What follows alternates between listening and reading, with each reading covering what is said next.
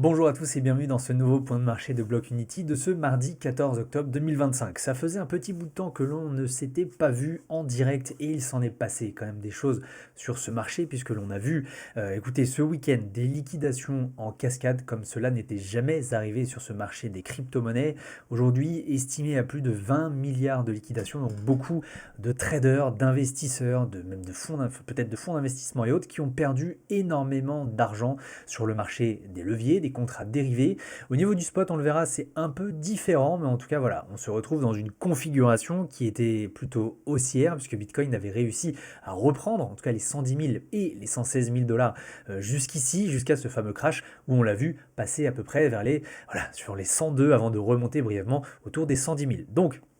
on se retrouve dans une situation où on va devoir comprendre ce qui se passe sur le marché via les outils de Block Unity pour évidemment essayer de comprendre ce que cela peut nous dire dans les jours, dans les semaines à venir, voir si le cycle haussier est toujours là ou non, ou en tout cas quand même essayer de comprendre quels sont les niveaux à respecter ou à invalider avant de pouvoir se poser cette fameuse question de bear market ou pas. Je suis Crypto Sapiens, merci d'être ici dans cette vidéo avec Block Unity. Nous allons donc utiliser tous ces indicateurs pour comprendre bien sûr l'état de santé du marché actuel. Donc pour l'instant, comme vous le voyez, on est évidemment très très loin d'un risque de top, enfin on va dire factuellement. Par contre, c'est vrai que quand on regarde l'indice du Fear and Greed, on voit qu'on est dans un état de peur. Forcément, il y a eu énormément de pertes réalisées de la part de beaucoup d'investisseurs et évidemment, cela n'aide pas non plus au niveau de la saisonnalité du marché, les altcoins à être forcément haussiers par rapport à Bitcoin. On voit très bien dans une configuration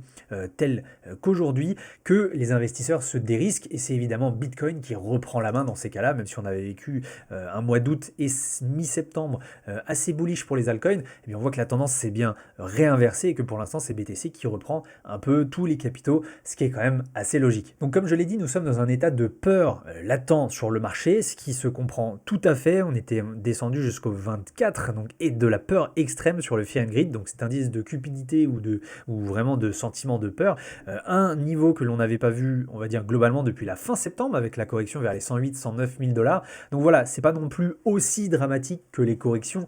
qui nous avaient amené à un Bitcoin à moins 30%, autant à la fois durant l'été 2024 et mars-avril 2025, où ici on était vraiment sur des niveaux où beaucoup pensaient que l'on était vraiment parti pour un bear market et que la hausse était finalement terminée. Alors, peut-être que, évidemment, il y a une chose à comprendre à cela, c'est que pas tout le monde n'a été impacté de la même manière. Puisque finalement, si on a vu BTC plutôt bien réagir, parce qu'on a eu une correction mine de rien, que de moins 12%, sur certaines altcoins, on a vu en l'espace de quelques minutes des moins 70, des moins 80, moins 90%, avant évidemment qu'elles repartent quand même globalement à la hausse, et heureusement, mais c'est beaucoup plus sur le marché des dérivés que, eh bien, évidemment, il y a eu des dégâts. On le voit très bien comme cela faisait plusieurs vidéos dont je vous en parlais, on était dans un excès de confiance un peu sur les taux d'intérêt pour les contrats dérivés, c'est-à-dire que les traders en tout cas qui pariaient à la hausse, payaient beaucoup d'indemnités entre guillemets à ceux qui plutôt shortaient le marché, qui pariaient à la baisse, ce qui montrait en fait une conviction, une sorte de surconfiance sur le marché. Alors si oui, on pouvait s'attendre à une correction, puisque regardez, les taux de financement avaient réévolué à la hausse, un niveau qu'on n'avait pas vu forcément depuis la fin août, donc ils avaient plutôt bien augmenté après avoir réatteint Bitcoin et ce nouvel ATH sur les 126 000 dollars début octobre. Donc globalement, oui, on pouvait s'attendre à une petite correction court terme, comme cela est arrivé à chaque fois que l'on a un nouvel engouement, une nouvelle hype et surtout un nouvel ATH, mais personne, et je dis bien personne, n'aurait pu prévoir, que ce soit l'analyste le plus chevronné, le plus reconnu du monde, ou même le meilleur trader n'aurait pu vraiment prévoir et s'attendre à un tel niveau de liquidité extrême. Mettez le nom que vous souhaitez sur ce type d'événement, manipulation ou autre, mais évidemment que cela a fait beaucoup de dégâts de ce côté. Par contre, c'est vrai que au niveau des investisseurs en spot, eh bien sachez que sur Bitcoin, on a eu la stat il y a quelques jours, il n'y a eu que entre guillemets, environ 250 millions de pertes réalisées sur BTC, donc c'est-à-dire des investisseurs qui ont vendu en panique à cause de ce crash, alors que, si vous voulez, par exemple, lorsque nous avions eu la correction ici en mars-avril et nous étions tombés sur les 75 000 dollars, il y avait eu des journées à plus de 600 millions de pertes latentes. Donc pour vous dire que c'est un peu deux poids, deux mesures, certains ont été beaucoup plus touchés que les autres. Alors évidemment, dans cette configuration assez meurtrière, on peut dire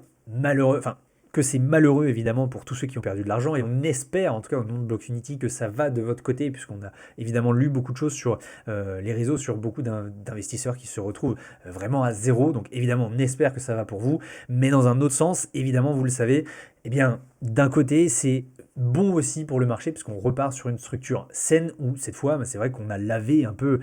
tout le marché, non pas au savon noir mais vraiment à l'eau de Javel. Donc évidemment que potentiellement, je remets ceci sur le tapis, nous ne sommes pas conseillers financiers, nous parlons de probabilité, mais potentiellement que cela peut être bon signe pour repartir à la hausse dans les semaines qui arrivent, même si que, évidemment, probablement, nous n'allons pas repartir dans l'heure qui suit, puisque ce genre d'événement met quand même du temps, en tout cas, à redonner confiance aussi aux investisseurs, donc on va pouvoir regarder ça de plus près. Si au niveau des contrats dérivés, ça a évidemment purgé tous les excès, au niveau des altcoins, c'est un peu le même topo, c'est-à-dire que quand on regarde le marché global, et si on prend les 200 premières crypto-monnaies en termes de capitalisation, on voit très bien que le RSI s'est déchargé, c'est-à-dire qu'en termes techniques, on est plutôt dans des zones neutres, voire de survendues sur les altcoins. Donc on voit bien que d'une part, ça montre que BTC récolte la liquidité, mais que globalement en plus, eh bien, on arrive sur des niveaux de prix que potentiellement, pour tous ceux qui sont sortis du marché ou qui ont pris des gains sur le dernier ATH ou qui n'étaient pas encore dans le train, correspondent à des niveaux de prix qui peuvent être extrêmement intéressants, sur lesquels en tout cas se positionner. On le voit très bien, beaucoup de crypto-monnaies sont donc dans des zones potentiellement d'achat qui sont extrêmement intéressantes. Et ça on le voit plutôt bien puisque quand on regarde en fait le nombre de crypto-monnaies de ce top 200 qui sont au-dessus de leur moyenne mobile des 200 derniers jours, qui correspond si vous voulez à un indice qui nous permet de savoir que nous sommes dans une structure haussière très forte, eh bien on voit très bien que nous étions retombés sur environ 16% d'entre elles seulement, donc c'est-à-dire seulement 32 crypto-monnaies sur 200 qui continuaient d'être dans une tendance plutôt haussière, qui ont plutôt bien tenu. Alors évidemment ce n'est pas pareil, un conseil financier, mais généralement il faut quand même s'attarder sur ces crypto-monnaies qui ont très bien tenu dans ces crashs, puisque généralement ce sont celles qui repartent de plus belle. En exemple parfait, justement Tao de Bitensor, qui lui a bien récupéré et même surperformé le marché dans sa globalité. Donc pour l'instant, une vraie purge, une sorte d'hiver des altcoins, mais vous le savez, même si parfois cela peut prendre plusieurs semaines, plusieurs mois, vu que nous sommes sur un dernier trimestre de 2025, il peut être intéressant, ou en tout cas quand tout le monde ne s'en inquiète plus, de regarder du côté des altcoins, puisque ce sont normalement dans ces moments-là que se font les meilleures opportunités. Quand personne ne regarde, c'est peut-être ici qu'il faut justement se positionner. Maintenant, qu'est-ce que cela veut dire au niveau du comportement du prix? Vous le savez, on recherche des patterns, des situations qui nous permettent de voir si nous basculons dans une tendance baissière ou si nous continuons d'être dans cette tendance haussière. Et bien pour l'instant, selon les signaux justement du Magic Bands de Block-Unity, nous sommes toujours dans cette tendance haussière. Alors nous bataillons justement sur ce nuage bullish ici qui se situe entre les 115 et 116. À l'heure où je tourne cette vidéo, nous sommes plutôt autour des 111 112 000 $, donc nous venons tout juste de perdre ce niveau-là. Et donc il est vrai que nous allons devoir batailler pour reprendre ce tel niveau, puisque c'est vrai qu'il y a un indicateur qui nous permet vraiment de pouvoir statuer là-dessus. C'est celui du coût moyen d'acquisition de tous nos derniers arrivants sur le marché. Aujourd'hui estimé entre les 113 et 114 000 $. Nous sommes légèrement en dessous pour l'instant, donc le but c'est de le reprendre puisque, vous le savez, si on s'installe durablement en dessous, ce niveau support, et comme vous le voyez, cela amène d'autant plus de grosses liquidations, de grosses corrections qui arrivent, tout comme c'est arrivé justement en mars-avril 2025 ou encore lors de l'été 2024, alors que quand nous sommes au-dessus, comme cela se passe depuis quand même la fin avril, donc depuis plusieurs mois, eh bien on arrive à reprendre une structure haussière et aller chercher de nouveaux ATH dans les semaines qui suivent. Donc espérons que nous allons la récupérer, auquel cas évidemment il faudra s'inquiéter de cette bande ici sur le Magic Bands et au moins aller quand même tenir ces fameux 103 104 000 $ à peu près pour ne pas basculer dans une tendance beaucoup plus baissière et même peut-être un marché qui fera des liquidations en cascade, des choses un peu effet boule de neige qui malheureusement nous amènera dans une potentielle, ce mot que nous ne souhaitons pas entendre, bear market. Pour Ethereum, eh bien écoutez, c'est exactement le même topo. Il a parfaitement lui aussi réagi très bien sur cette ligne basse numéro 1, donc chose qu'il a déjà faite à la fin septembre, autour des 3 800 $. À l'heure où je vous parle, là aussi, nous sommes en train de batailler pour bien se maintenir au-dessus, puisqu'encore une fois, Ether est quand même le garant des altcoins, donc évidemment, on n'a pas envie de le voir sombrer lui aussi. Donc le but, tenir ces 3 800 $, 3 900 $, cette fameuse zone, et reprendre quand même ce nuage bullish ici, quasi au-dessus des 4200 $, chose que nous n'avons pas réussi à faire depuis hier. Donc évidemment à reprendre, mais ce sont les niveaux à regarder pour bien sûr espérer écoutez, que le marché haussier continue, ou au moins que nous ne vivions pas des jours ou des semaines qui arrivent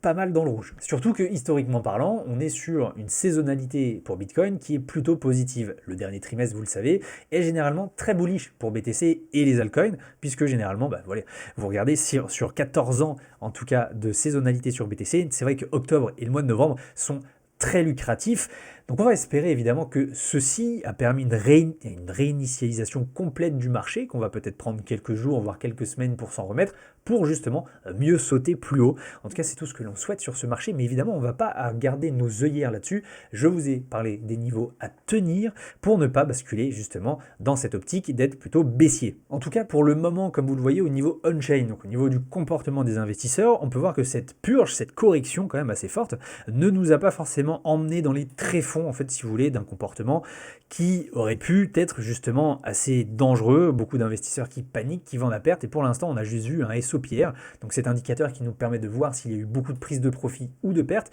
Et ici, on a basculé très rapidement dans une situation où des investisseurs capitulaient, les fameux 250 millions environ dont je vous ai parlé au début de cette vidéo, mais on est reparti très vite à la hausse, preuve que, évidemment, les investisseurs ont peut-être compris que ce n'était qu'une liquidation en cascade faite pour purger le marché, mais pas forcément une situation globale défavorable comme cela avait pu être le cas en début de bear market, début 2022 avec FTX et Terra Luna. On le voit, pour l'instant, on est dans la même situation que fin août, fin septembre, c'est-à-dire que ici, seulement 7 à 10% des adresses totales sur le réseau, sur BTC, sont en perte, ce qui est très très peu et très loin justement des zones assez dangereuses où on basculerait vers plus 15-20% de ces adresses qui seraient en perte, où là on mettrait vraiment à mal beaucoup d'investisseurs et sûrement la confiance qu'ils restent dans ce marché. Donc c'est tout ce que l'on ne veut pas voir ici. Surtout que c'est assez dommage finalement, puisque nous étions en train de nous relever assez bien sur Bitcoin avec ce stablecoin supply ratio, où on voyait que beaucoup de stablecoins recommençaient à être déployés dans le marché.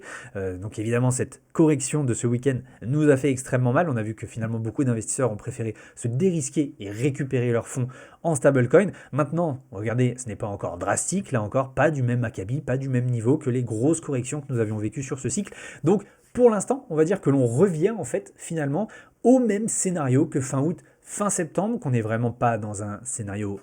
critique, mais qu'il faudra évidemment surveiller tout ce qui va se passer dans les jours et dans les semaines à venir pour vraiment voir la direction que voudra prendre Bitcoin et le marché global. J'espère que cette vidéo vous aura plu. Vous le savez, vous avez le droit de tester la plateforme Blockunity pendant plus de 7 jours gratuitement pour vous faire votre propre avis sur tous ces indicateurs. Donc je vous conseille d'aller la tester parce qu'elle est vraiment complète et comme vous le voyez, elle nous aide largement à comprendre ce qui se passe sur le marché. Donc voilà, merci d'avoir suivi cette vidéo et je vous dis à la semaine prochaine. C'était Crypto Sapiens avec Blockunity.